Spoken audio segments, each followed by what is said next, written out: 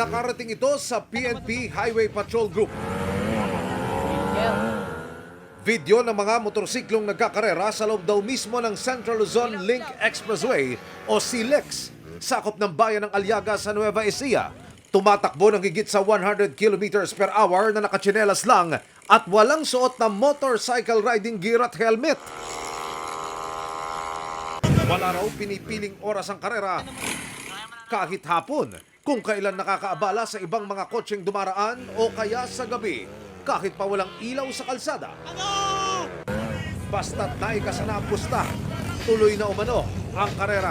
Mabigat po ang pustahan po dito, per bitaw kung tawagin po nila, 50,000 hanggang lumabis at dumagdag na po ng dumagdag per bitaw at umaabot po rito sa higit kumulang mga 150,000. Ito ang inoperate ng PNP HPG dahil na rin daw sa nag-uumapaw na reklamong nakarating sa kanila kamakailan. Dahil nga po open yung kanilang mga mufflers ay talaga pong nagiging sakit ng ulo po. Iyan po ay isa sa mga kanilang inirereklamo.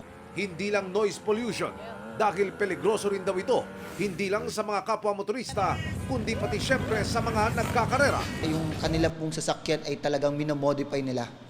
So maaari din na through this modification ay magkaroon pa ng diferensya na hindi po angkop po dun sa mismong motor na kanila pong ginagamit. Hindi bababa sa 10 motorsiklo ang hinold sa police operation. 6 na rider naman ang tinikitan dahil sa paglabag sa land transportation at traffic rules. Patuloy naming sinisikap na makuna ng panig ang mga hinuli ng HPG. Nakikipag-ugnayan na rin daw ang pulisya sa pamunuan ng CLEX para hindi na pamugaran pa ng mga illegal na nangangarera ang expressway na ito. Ito po'y illegal. Kung talaga pong nais po nilang makilahok sa mga racing, meron po tayong mga certified or meron po tayong mga approved ng ating pong pamahalaan.